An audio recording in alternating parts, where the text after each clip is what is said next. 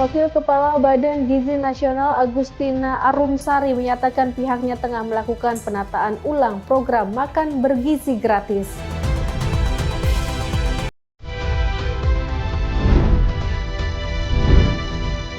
Halo pemirsa setia Berita Nasional TV, senang sekali Berita Nasional Siang kembali hadir ke hadapan Anda. Selain 3 informasi tadi, tim redaksi kami telah menyiapkan sejumlah informasi menarik lainnya. Bersama saya Ria Saudis, inilah Berita Nasional Siang selengkapnya.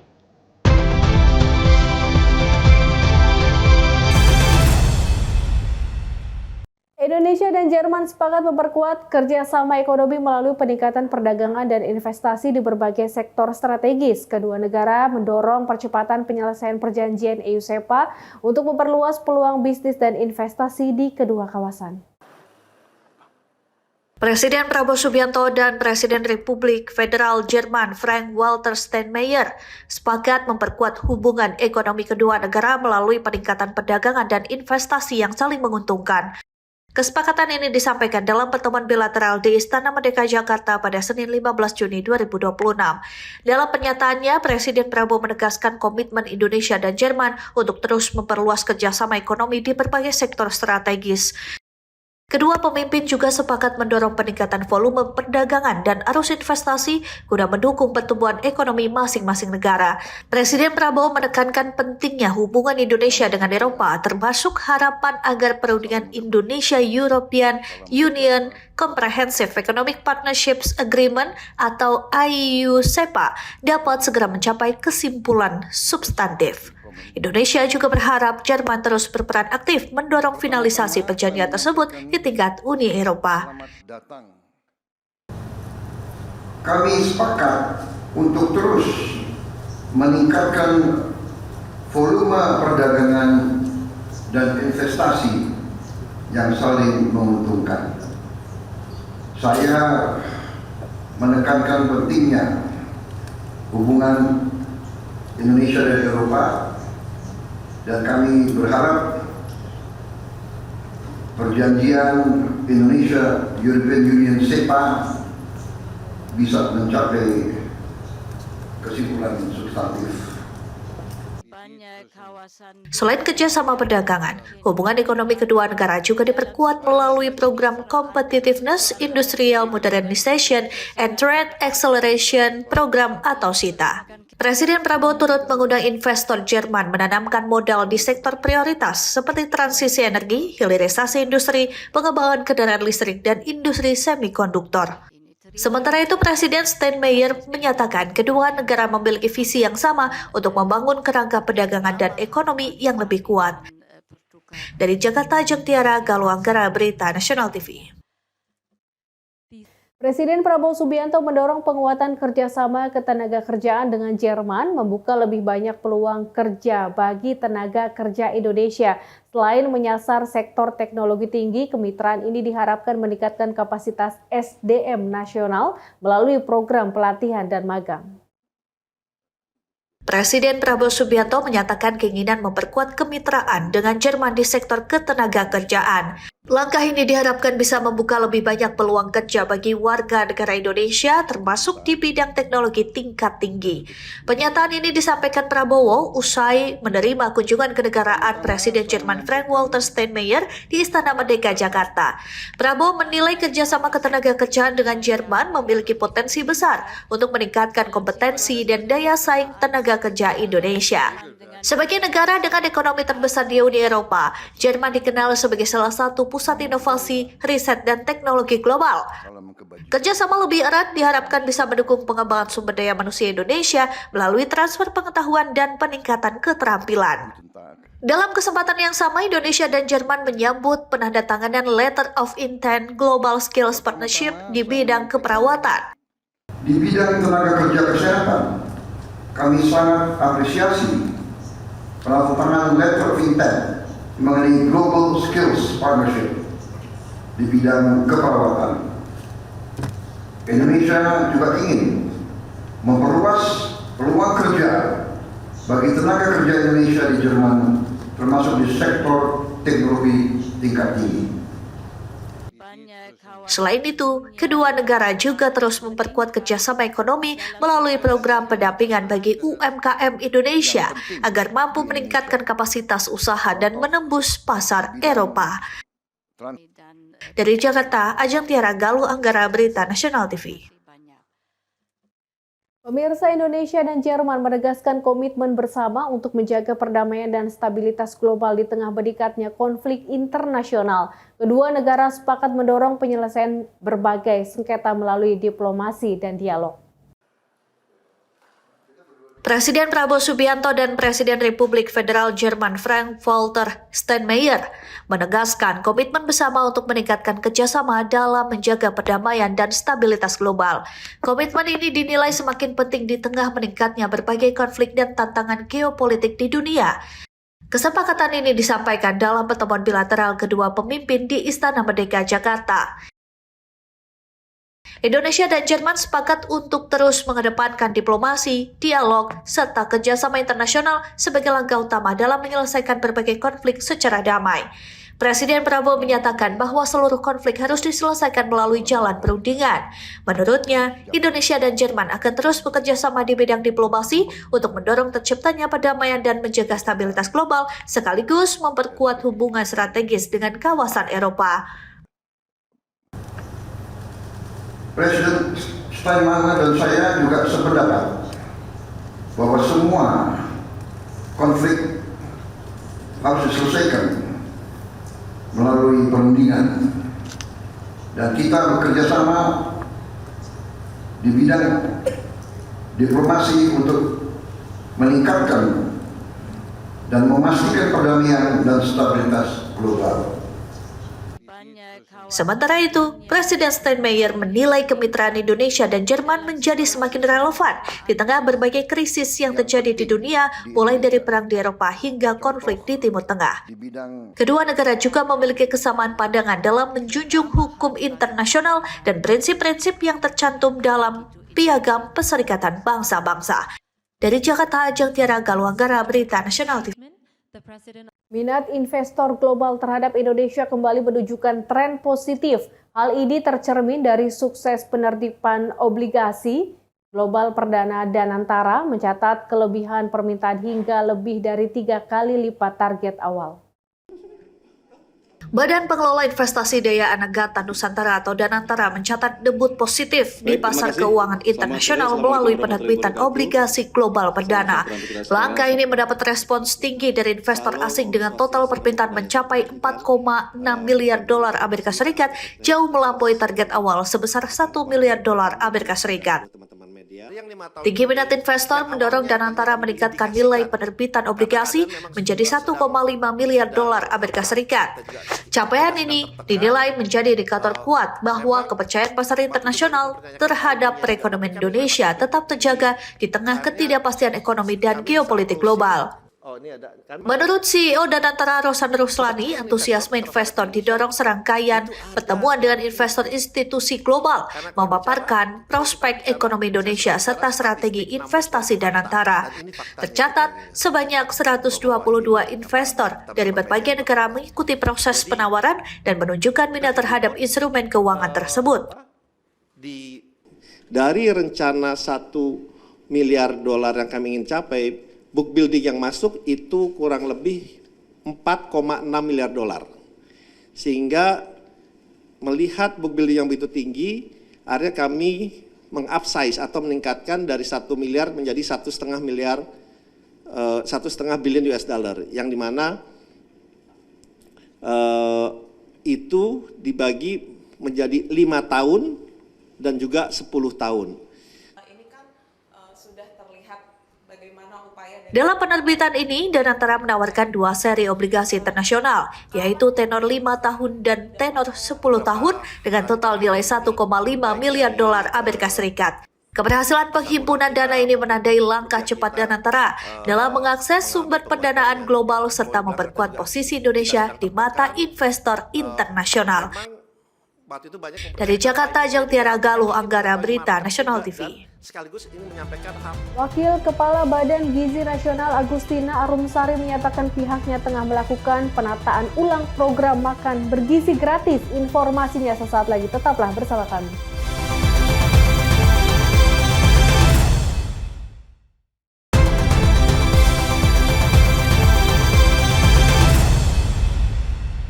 Terima kasih pemirsa, Anda masih menyaksikan Berita Nasional Siang. Kenaikan harga sejumlah bahan pangan terjadi di pasar tradisional Badak Kabupaten Pandeglang, Banten yang dirasakan oleh masyarakat.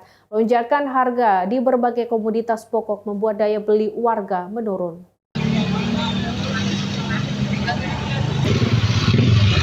Aktivitas perdagangan di area Pasar Badak Kabupaten Pandeglang, Banten menurun pada Senin 15 Juni 2026. Sejumlah pedagang menerangkan jumlah pembeli menurun drastis dalam beberapa pekan terakhir seiring terus merangkak naik harga bahan pokok. Kenaikan tergolong signifikan terjadi pada komoditas cabai, bawang merah, bawang putih hingga tomat. Saat ini, harga jual bawang merah berada di kisaran Rp45.000 per kilogram. Padahal sebelumnya, komoditas ini hanya dijual Rp30 hingga Rp35.000 per kilogram. Kondisi serupa juga terjadi pada cabai rawit orange. Sebelumnya dijual Rp60.000 per kilogram, kini melejit hingga Rp80.000 per kilogram. Para pedagang mengeluh omset pendapatan menurun drastis. Meski pasokan barang dari distributor relatif aman, dengan harga yang tinggi membuat transaksi pasar sepi karena warga membatasi porsi belanja. Sekarang Bu, Harga barang sekarang pada naik, yang belinya nggak ada ya. apa aja yang naik Bu? Kayak bawang merah, cabai, kol. Bu, kalau untuk harga bawang merah itu berapa Bu? Sekarang 45 kalau beli sekilo. Itu kalau sebelumnya berapa tuh kalau normalnya? Normalnya itu paling 30-35. Kalau untuk bawang putih? Bawang putih sekarang 38. Normalnya waktu itu 30. Kalau untuk cabai-cabeannya Bu? Cabai-cabean naik sama aja ya. Seorang ibu rumah tangga bernama Wawat hanya bisa pasrah mendapati tingginya harga kebutuhan dapur. Untuk menyiasatinya, Wawat mengurangi jumlah belanjaan agar uang dapur cukup membeli kebutuhan lain. Ini beli apa? Beli sayuran, tapi ini lagi pada naik semua ini. Gimana menurut Ibu? Ya keberatan lah, sekarang cari uang susah. Semua barang ini pada naik. Sulit lah buat warga kita mah, warga kecil. Pengennya gimana Bu? Pengennya agak murah, seimbang lah sama penghasilan kita. Ya.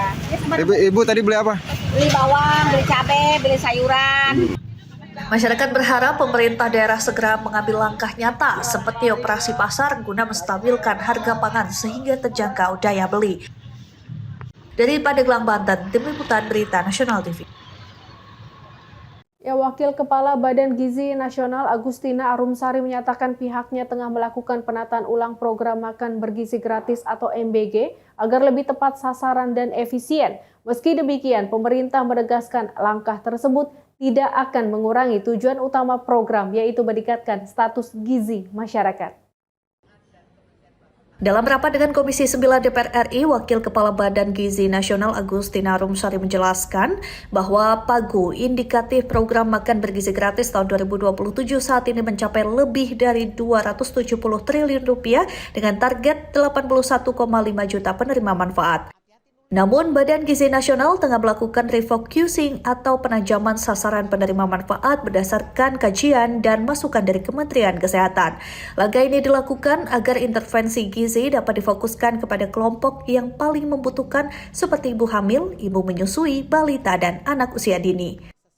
Tapi tujuannya adalah bagaimana supaya indikator tujuan intervensi gizi ini tercapai, tetapi penerima manfaatnya lebih fokus gitu. Contoh misalnya lah, contoh gampang. Mungkin SMA ya, mungkin tidak perlu diberikan lagi MBG, apalagi SMA yang mungkin yang uang sakunya anak-anaknya aja udah 100.000, 200.000 gitu ya. Mungkin yang high class gitu itu tidak perlu lagi. Nah, itu beberapa contoh, itu sudah akan berkurang sekitar 8 juta penerima manfaat. Nah, itu yang terus kami exercise, tapi kami tidak menghilangkan esensi dari intervensi gizi yang dilakukan oleh pemerintah. Jadi sekali lagi refocusing ini adalah kami perlukan supaya memang pemberian intervensi pemerintah lebih tepat sasaran. Menurut Agustina, penajaman sasaran penerima manfaat akan diiringi dengan berbagai langkah pembenahan internal termasuk perbaikan tata kelola, validasi data, serta evaluasi pelaksanaan program di lapangan. Ia juga mengatakan akan memanfaatkan masa libur sekolah untuk melakukan audit terhadap dapur penyedia makan bergizi gratis atau SPPG. Langkah ini dilakukan untuk memastikan kualitas layanan dan standar keamanan pangan dapat berjalan lebih baik saat program kembali beroperasi secara penuh. Meski melakukan efisiensi anggaran, Agustina menegaskan bahwa esensi program makan bergizi gratis tetap dipertahankan, yaitu memberikan intervensi gizi secara tepat sasaran untuk meningkatkan kualitas sumber daya manusia Indonesia. Dari Jakarta, Natasha Alkoade Chandra, Berita Nasional TV. Pemirsa, ratusan orang tua calon murid geruduk kantor Dinas Pendidikan Kota Depok lantaran gagal mendaftarkan anak mereka secara online dalam sistem pendaftaran murid baru atau SPMB. Kantor Dinas Pendidikan di gedung di Balai Kota Pemkot Depok dipenuhi ratusan orang tua calon siswa yang kesulitan mendaftarkan anak mereka ke sekolah negeri melalui aplikasi berbasis online. Mereka datang sejak pagi hari untuk memperjuangkan nasib anak-anak mereka agar bisa masuk ke sekolah negeri. Awalnya para orang tua ini diminta untuk melakukan pendaftaran mandiri melalui sistem aplikasi spmbkota.depok.go.id terkait sistem pendaftaran murid baru atau SPMB. Namun karena banyaknya kendala teknis, mereka akhirnya memilih datang langsung untuk mendapatkan kejelasan. Salah satu orang tua murid mengaku dirinya mengalami kesulitan terkait aturan domisili dan validasi kartu keluarga atau KK. Di situ kakak tidak terverifikasi, belum terverifikasi, belum disetujui gitu. Jadi makanya nggak bisa daftar. Senada dengan orang tua calon siswa lainnya, seorang warga mengeluhkan sistem aplikasi yang error dan sulit untuk diakses saat ingin melakukan proses login. Artinya dari berkas udah lengkap? Negeri SMP. Tadi kan saya udah dari sekolahan asal ya, SD-nya udah didaftarin dari sekolahan, ternyata tidak bisa verifikasi. Sementara Kepala Dinas Pendidikan Kota Depok Wahid Suryono membantah bahwa aplikasi tersebut error. Ia sudah memperkirakan bahwa hal ini akan terjadi lantaran pendaftaran dilakukan serentak dengan pendaftaran rintisan sekolah swasta gratis. Ia pun menyampaikan walaupun besok hari libur akan tetap ada pelayanan bagi orang tua calon siswa yang mengalami kendala terkait pendaftaran anaknya masuk sekolah negeri. Semua masyarakat, jadi sesungguhnya aplikasi nggak ada masalah ya. Jadi nggak ada cerita aplikasi down dan lain-lain, tidak ada. Tapi memang hari ini kita sudah prediksi sebenarnya bahwa akan ada lonjakan yang besar karena hari ini mulai jalur domisili SMP dibuka.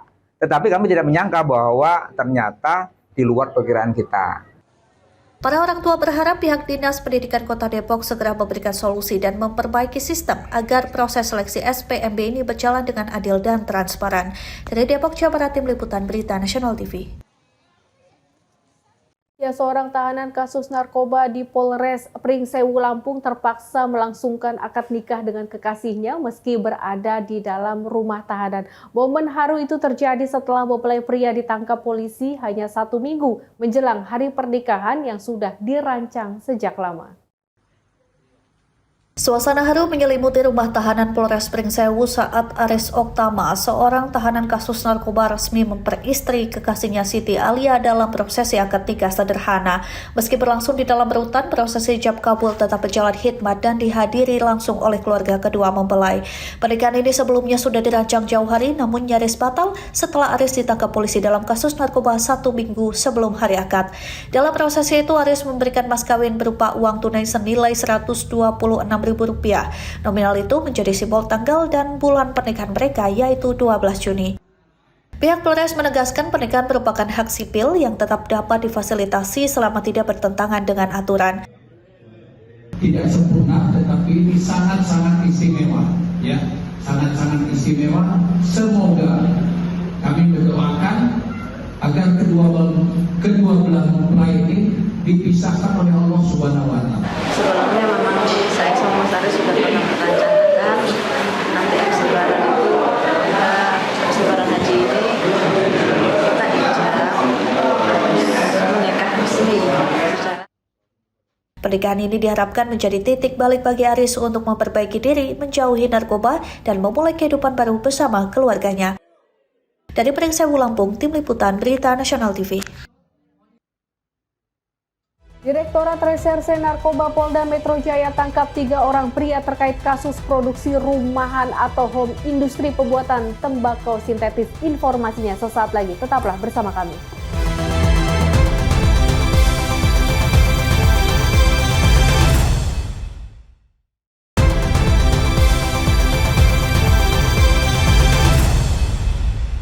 Terima kasih pemirsa, Anda masih menyaksikan Berita Nasional Siang. Pemirsa, Direktorat Reserse Narkoba Polda Metro Jaya tangkap 3 orang pria terkait kasus produksi rumahan atau home industri pembuat sembako sintetis dan pengedar narkoba jenis ekstasi, sabu, dan obat keras daftar G di 2 lokasi berbeda di Tangerang Selatan dan di Jakarta Timur. Nah ini Pak, ada tuh Pak, kelihatan Pak. Ambil, maaf. Itu paketan 02. Inilah detik-detik petugas unit 2 Subdit 1 Ditres Narkoba Polda Metro Jaya mengamankan 3 pelaku pembuat dan pengedar narkoba di 2 lokasi berbeda di Tangerang Selatan dan Jakarta Timur. Pengungkapan di 2 lokasi berbeda ini bermula ketika polisi berhasil menangkap pelaku pengedar narkoba jenis sabu berinisial IN dengan barang bukti 9 paket sabu siap edar seberat 20,92 gram, timbangan digital, alat hisap, buku catatan penjualan, serta sejumlah perlengkapan pengemasan narkotika. Hasil pemeriksaan terhadap telepon genggam pelaku mengungkap adanya sistem penyimpanan barang dengan metode mapping atau tempel di beberapa titik di wilayah Tangerang Selatan. Selanjutnya di malam harinya polisi berhasil mengungkap di kawasan Kampung Melayu, Jakarta Timur dengan menangkap 2 orang pelaku berinisial IB dan A yang diduga menjalankan aktivitas produksi tembakau sintetis, rumahan, sekaligus mengedarkan pil ekstasi dan obat keras daftar G. Terhadap ketiga tersangka dan juga semua barang bukti telah kami amankan ke kantor Ditres Narkoba Polda Metro Jaya untuk dilakukan pemeriksaan lebih lanjut. Menurut Kompol Indah Hatanti Ningrum, Kasubdit 1 Ditres Narkoba Polda Metro Jaya, dari tangan para pelaku polisi menyita barang bukti berupa 20,9 gram sabu, cairan bibit tembakau sintetis 35 ml, tembakau sintetis siap edar 30 butir ekstasi serta 1.320 butir obat keras daftar G dan sejumlah bahan baku serta peralatan yang digunakan untuk memproduksi tembakau sintetis secara rumahan. Ketiga pelaku bersama barang bukti saat ini telah dibawa ke Polda Metro Jaya guna dilakukan penyelidikan lebih lanjut. Dari Jakarta, Theo Fandi, Berita Nasional TV. Sementara itu, polisi berhasil menangkap 2 pelaku percobaan penculikan terhadap seorang lansia yang sedang berolahraga di kawasan perumahannya di Pantai Indah Kapuk, Penjaringan, Jakarta Utara. Aksi penculikan itu dipicu oleh motif asmara karena korban tidak merestui hubungan salah satu pelaku anaknya karena pelaku sudah memiliki istri dan 2 orang anak.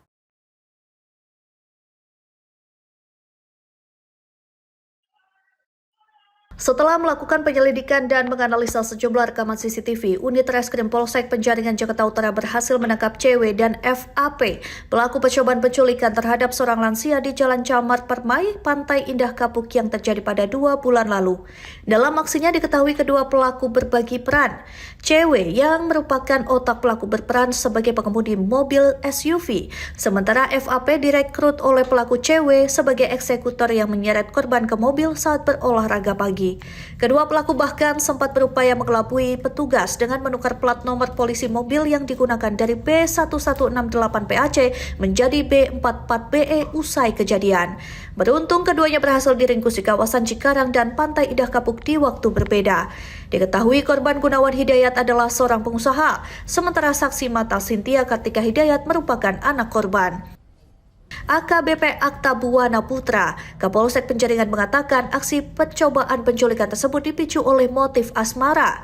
Cewek yang merupakan kekasih dari anak korban itu merasa kesal karena hubungannya tidak direstui oleh korban GH, lansia 70 tahun. Sementara korban yang tidak merestui hubungan anaknya dengan pelaku cewek lantaran pelaku diketahui sudah mempunyai istri dan 2 orang anak. Motif tersangka diduga adalah karena asmara atau hubungan yang tidak direstui oleh korban. Karena berkaitan dengan keinginan tersangka CW sebagai otak pelaku untuk membawa dan bertemu secara langsung korban JH.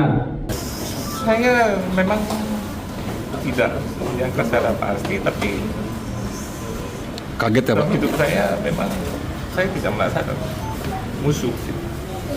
Saya punya banyak teman, tapi saya tidak merasa ada musuh. Dan semuanya terungkap dengan oleh polisi yang sangat profesional dan bekerja keras. Kalau saya merasakan itu. Atas perbuatannya, para pelaku dijerat pasal 466 KUHP tentang percobaan penculikan dan penganiayaan dengan ancaman hukuman 12 tahun penjara. Dari Jakarta, Theo Fandi, Berita Nasional TV. Petugas Gul Karmat Sektor Durensawit, Jakarta Timur mengevakuasi seekor ular sanca kembang sepanjang 5 meter yang berada di platform rumah warga di kawasan Durensawit, Jakarta Timur. Petugas sempat kesulitan dan membobol plafon lantaran ular yang cukup besar ini melakukan perlawanan melilit saat akan ditangkap. Itu nomor tuh. Nah, coba.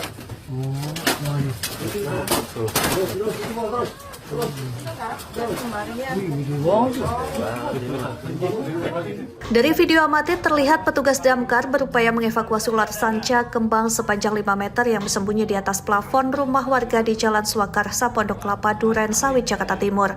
Menggunakan tangga dan alat penjepit saat evakuasi, petugas pun dengan sangat hati-hati berupaya mengeluarkan hewan ular dengan ukuran besar tersebut yang terus bertahan melilit-lilit di atas plafon rumah warga. Ular yang merayap di dalam plafon membuat petugas terpaksa menjebol plafon rumah untuk mengevakuasi ular tersebut. Saat berhasil ditarik keluar dari dalam plafon, ular tersebut meronta-ronta dan berusaha kabur. Setelah berjibaku sekitar 20 menit dengan menurunkan 4 personil dan 1 light rescue-nya, akhirnya ular tersebut berhasil dievakuasi. Kemunculan ular jenis sanca kembang sepanjang 5 meter ini mengejutkan warga dan pemilik rumah. Takut dan panik dengan kemunculan ular tersebut, langsung menghubungi petugas damkar meminta bantuan untuk mengevakuasinya. Aku kan kemarin mau pergi nih Pak nih. Aku udah masih di dalam, adekku sama sepupuku di luar. Dia ngeliat buntut ular. Gak tahu beneran ada ular. Ularnya meluncur ke sini nih Pak nih, lubang sini nih Pak nih. Gak tahu dia anaknya ibu ini telepon damkar, datanglah damkar. Selanjutnya petugas membawa ular sanca itu ke kantor damkar sektor Durensawit guna penanganan lebih lanjut. Dari Jakarta Timur, Tim Liputan Berita Nasional TV. Ya, aksi pencurian sepeda motor kembali terjadi di Jalan Raya Setu, Kelurahan Setu, Kecamatan Cipayung, Jakarta Timur. Rekan korban yang memergoki motor temannya dicuri mencoba mengejar, namun naas pelaku yang nekat beraksi di sore hari ini berhasil membawa motor seorang karyawan bengkel yang tengah lengah. Hanya dengan hitungan detik, pelaku dengan memakai jaket hitam dan celana levis panjang terekam kamera pengawas CCTV berhasil membawa kabur sepeda motor milik karyawan bengkel. Aksi tersebut terbilang nekat lantaran dilakukan pada sore hari meski bengkel dalam keadaan sepi. Menurut korban, saat itu sedang berada di dalam bengkel motor baru menyadari motor miliknya hilang setelah keluar dan tidak menemukan kendaraannya di tempat semula. Kita ini kronologi gimana? Ya, kejadian kemarin tanggal 13 jam 17.35an kalau nggak salah. Sore-sore tiba-tiba motor di depan langsung dibawa kabur. Itu kejadian itu berapa? Jam 17.35an. Itu posisi itu lagi sepi atau lagi sepi? Lagi nggak ada orang sih di depan. Saya lagi di kasir.